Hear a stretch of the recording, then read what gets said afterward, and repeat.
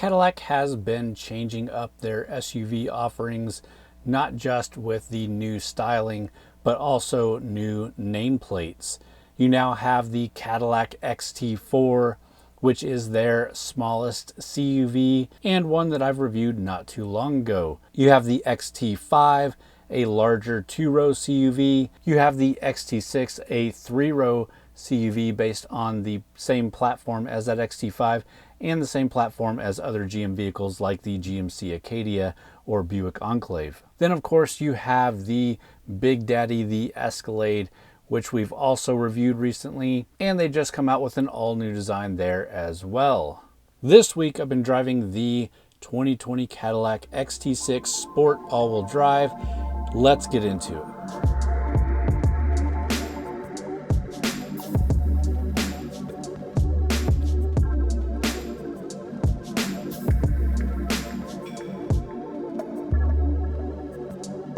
Now, before we jump into the styling of the XT6, let's talk a little bit about the trims. Cadillac has actually really made it quite easy for consumers, which is a rare thing in the luxury market, with only 2 trims to choose from. You have the premium luxury trim with a base price of $52,695, or you have the sport trim with a base price of $57,095. Like I said, we're rocking the sport trim with a few goodies added on. But before we get into the MSRP of this one, let's take a closer look. So starting off up front, you have the new corporate face of Cadillac with all new front fascia. You also have full LED headlights and full LED daytime running lights. You have this black grille mesh with chrome stripping. You obviously get those vertical lights, which can be your turn signals or DRLs. Moving along to the side profile of this SUV, it is kind of a standard profile. You do get gloss black roof rails here. You get this nice chrome Cadillac badge on the front fender. You get body colored side mirrors.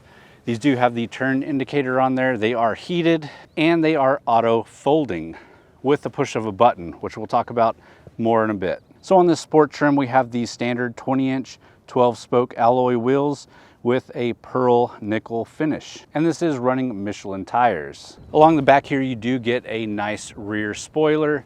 You get full LED taillights, and you get dual chrome exhaust tips to help with that sporty look. As far as badges go, you do get that XT6 badge, an all-wheel drive badge, and a 400 badge, which really doesn't make a lot of sense. It's actually for 400 Newton meters of torque, which is a very European number, not an American number. But go figure, Cadillac thinks that that makes it more luxurious. And let's take a second to look at the overall profile again. This is 198.5 inches long. The full wheelbase is 112.7 inch. Like I said, it's the same platform as the XT5, just extended a bit with a 3rd row. And moving along the front, it is 77.3 inches wide and 69.9 inches tall. Overall, as far as 3-row SUVs go, this is definitely one of the shorter luxury 3-row SUVs in the segment. All right, so you do have a power liftgate here that can be opened with 2 clicks of the remote or from a button on the hatch itself. That being said, you have a decent amount of space back here, depending on what you're going for. So I have the 3rd row down right now to fit all the camera equipment. I'll raise that in just a second. But behind that 3rd row, you're looking at 12.5 cubic feet of cargo space. That is pretty small for a 3-row SUV. You're definitely not fitting a ton of stuff back there if you're buying this as a usable family 3-row SUV. Fold that 3rd row down though, and you get 43.1 cubic feet, which is a ton of room and plenty for most people. If you need more, you can fold the 2nd row down as well and get a total cargo volume of 78.7 cubic feet. All right, so one of the great things you do have here are power folding seats. So you can lift and lower these rear seats with the push of a button.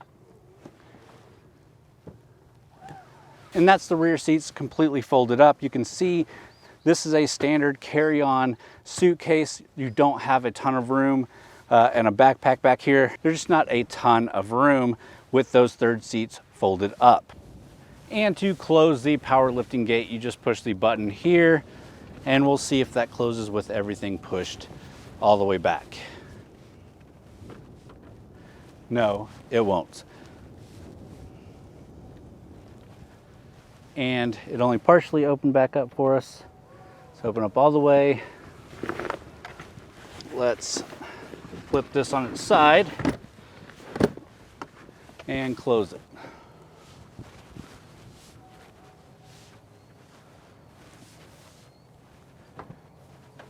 All right, so that's the cargo volume with the XT6 with the third row up. Before we jump into the inside and see how spacious it is back there, let's check what's under the hood.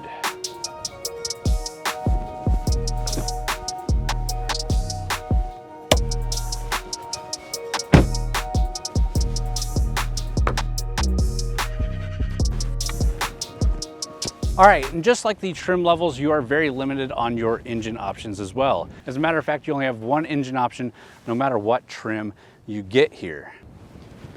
And that engine is a 3.6 liter naturally aspirated V6 engine. This pushes 310 horsepower, 271 foot-pounds of torque, and is matched up to a 9-speed automatic transmission. Fuel economy wise, for the front wheel drive option, you have a 19-gallon fuel tank, and you'll be looking at 18 miles per gallon city, 25 miles per gallon highway. For the all-wheel drive model, you get a 22-gallon fuel tank, and you're looking at 17 miles per gallon city, 24 miles per gallon highway. And we can talk about what I've been averaging through the week of having this, but first let's jump inside and take a look at the interior.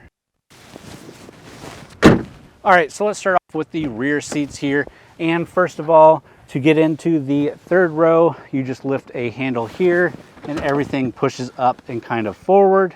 And with that, the gap to get in is actually pretty small. So I'm gonna squeeze in here.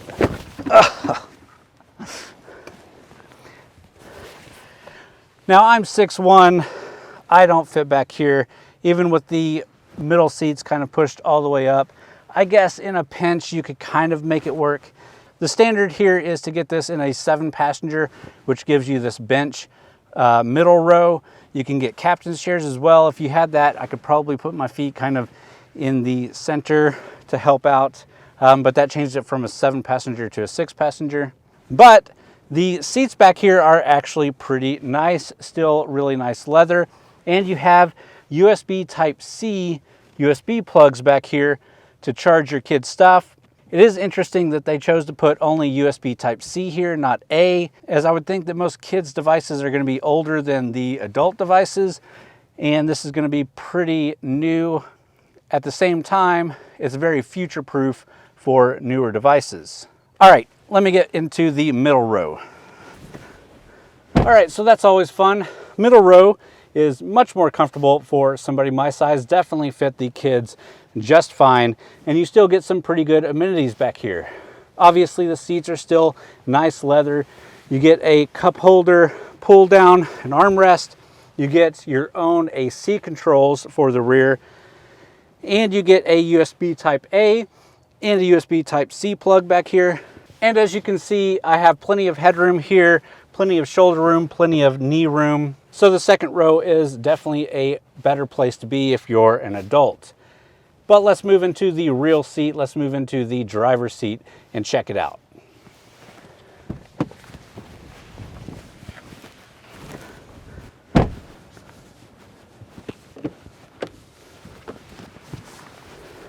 So here in the interior, obviously this is a Cadillac. It's a pretty nice place to be.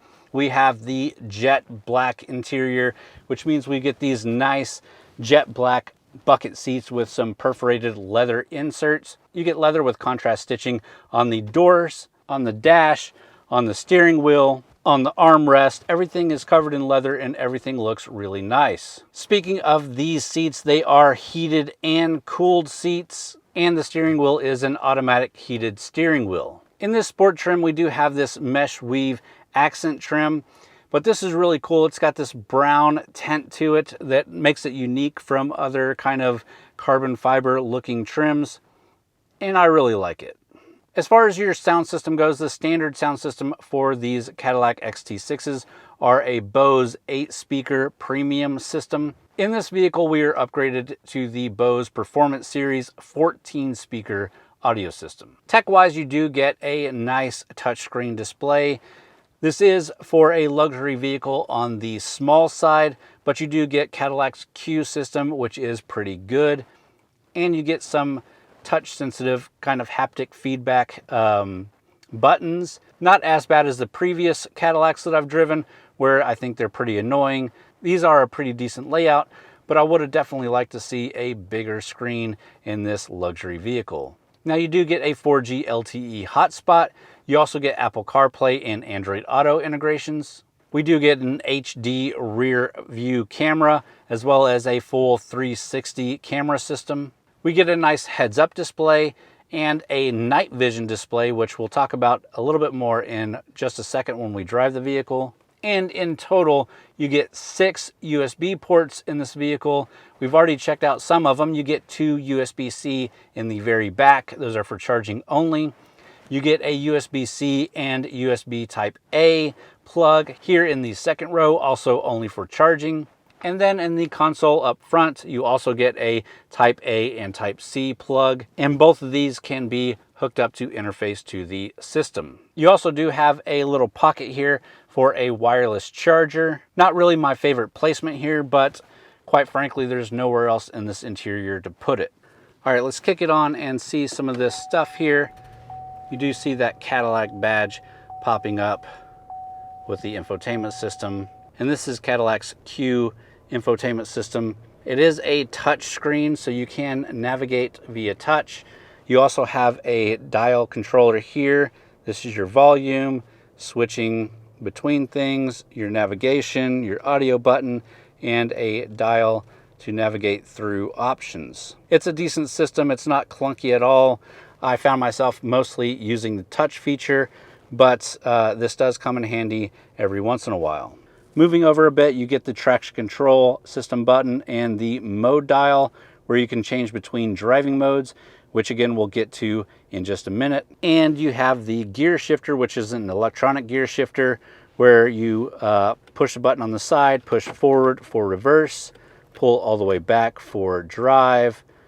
You can push forward for neutral and push this button for park. And again, here is that rear view camera with the 360 option. You can see we're perfectly in the lines there in this parking spot. If we were to back up, you do get guidance with those lines there for when you're backing up. And it's just great for having a bigger vehicle, being able to see that 360 view and see those lines and exactly how bad you parked. Now we do have 360 parking sensors as well, so they will beep at you and let you know when you're getting close to objects, and you can turn that off if you want. You also have parking assist, where it can help you find an open spots and parallel park there. And of course you have your engine is automatic start stop, and you can disable that by clicking this button here. You also have a lane keep assist feature, which is enabled through the button on this side. So again, this is the Q system. It's pretty easy to navigate depending on what you're trying to do. You get that Wi-Fi hotspot. You get navigation, and you get Apple CarPlay and Android Auto. You also get a heads-up display. You can control the brightness, the information that you see there, and the position of it through these buttons here on the other side of the steering wheel. And it's always difficult to show these things, but let's give it a try. So you do have that heads-up display right there. You can move it up and down to suit your height, and you can cycle through a few different options. And it might not be coming through very well on this camera, but it is full color and it does look very sharp to the human eye. Now, another cool feature is you get this rear view camera built into the rear view mirror, so you can flip it and see what the rear view camera is seeing instead of seeing that mirror. Now, this is a cool system. It's something that Cadillac kind of started and invented. I think it works out pretty well, although it's a little bit weird to get used to at first. You also do get your OnStar buttons and your moonroof buttons here for this full panoramic moonroof. All right, so we got her started up. Let's take her for a drive, talk about how this thing is on the road. Then we'll get into the price and competition and wrap this review up. So first of all, this is the Sport all-wheel drive. We talked about the other trim, the premium luxury trim. That is not offered with all-wheel drive, that's only front-wheel drive. So if you want the all-wheel drive XT6, you have to get the Sport trim. Like I mentioned, you do have that 9-speed automatic transmission, and it is very smooth in shifts. We also have real-time dampening with the suspension, so it gives you a very smooth ride. This makes your suspension seamlessly adjust to the road conditions and can read those road conditions and adjust every 2 milliseconds. That feature is available in the premium luxury, but it's standard here in the Sport trim. Now, like I mentioned earlier, you do have those drive select modes. You have an all-wheel drive mode, a sport mode, an off-road mode, and a tour mode. The tour mode completely disengages the all-wheel drive system, so you're just using front-wheel drive, and that helps with fuel economy. And of course, that sport mode is what you're going to use if you want to waken this thing up.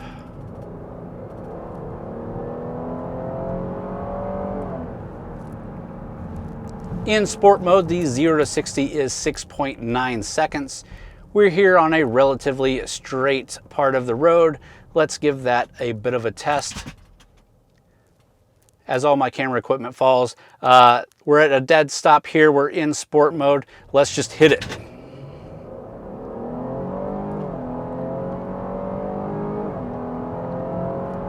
And 60. So it's pretty quick. It makes a good noise for sure. Obviously, all the stuff in the back is rolling around, but what are you gonna do there? It is a pretty nice driving vehicle. It's comfortable to drive. You've got a good seating position. It can go fast when you want it to. It's got that nice sound, which I appreciate. The all-wheel drive system is pretty good. We haven't had it in too bad of conditions, but it's worked out pretty well. And all in all, there's not too much to complain about here. I do think it's a little bit expensive for what you're getting at the $71,000. I do wish it had a bigger infotainment display. I do wish it had more engine options, namely a hybrid powertrain or maybe a more efficient turbocharged 4-cylinder powertrain. But other than that, I did enjoy this for the week. It's a good family vehicle. It's not the best family vehicle out there. It's not the best luxury family vehicle out there, but it is a good luxury family vehicle, and I think that counts for something. We're going to try to take this on a little bit of a tight turning area and see how the handling really works. All right, let's see how this works out. Run this little circuit. We're in sport mode. Still with just the automatic transmission.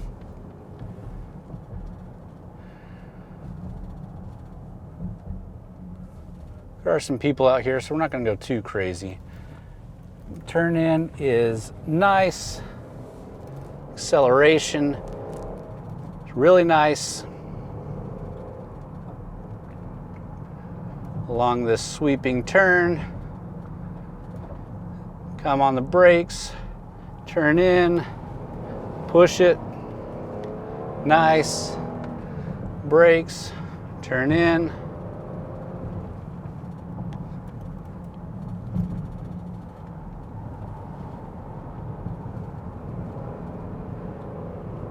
All right, back straight away. Hard on the brakes. Turn in over here. And nice, definitely really great handling, nice acceleration. Everything is just put together really well. For a 3-row SUV that handles this well, that's definitely a plus for the XT6. Fuel economy wise, I think we're doing pretty good as well. We're averaging 19.5 miles to the gallon, and pretty much the entire time that I've had this vehicle, it's been in sport mode. So it's been running those all-wheel drives, it's been running a little bit harder, and obviously we're doing it a little bit harder than normal driving as we're testing the vehicle. But we're averaging 19.5 miles to the gallon in this 3-row SUV. That's pretty decent. I would still prefer another engine option that is a little bit more fuel efficient, but I'm not going to complain with 19.5 miles to the gallon. All right, and with that, let's talk about the price and competition. Starting off with what this one cost. The one that we're reviewing with the few extras that we've talked about has a full MSRP of $71,840. And quite frankly, I think that's a lot of money for this vehicle, for this segment, but let's talk about what it competes with. So you can compare it to GM's other 3-row SUVs that this sits on the same platform. The Acadia is really nice. That Buick Enclave is pretty nice. I like the design of the Acadia a lot more, and I really like the design of this one. I'm not mad at GM for making this one at all. I think this is a vehicle that's been missing in their segment for sure, and I could definitely recommend it if you're looking for a 3-row luxury SUV. It just doesn't have a ton of room if you're actually using this for a large family. In that case, you would be looking at the Escalade, which is another $20,000 on top of this easily. You can look at the other luxury brand 3-row SUVs like the BMW X7, the Audi Q7, or the Mercedes GLS. Now, I actually haven't driven any of those recently. They're all around the same kind of price points, but I do believe that the X7 and Q7 are bigger than this vehicle. One of the closest competitors that Cadillac really wants you to think about while you're driving this is the all-new Lincoln Aviator. That's the 3-row Lincoln that slots below their premium Navigator. And I haven't gotten to drive that yet either, but I'm looking forward to it, and I'll let you know what I think about that. But I've always liked the Lincoln product, so I'll try to get one ASAP. If you're really interested, leave a comment below and let me know. And then to some of the other maybe not as conventional competitors, you have the Hyundai Palisade and new Kia Telluride. Both of those are fantastic 3-row SUVs, and the high-end trims are only up to about $50,000, but are very premium, and I would definitely recommend those to large families. The other one would be a Volkswagen Atlas. You can get a pretty premium Atlas at about $60,000, a lot more room for families, but of course it's not really quite near this spec, but it's definitely a great 3-row family SUV. All right, guys, well, I hope you did enjoy that video. If you did, please hit that thumbs up button. Subscribe to the channel if you're not already. Leave me a comment down below. Let me know what your thoughts are on this XT6. And as always, thanks for watching, guys.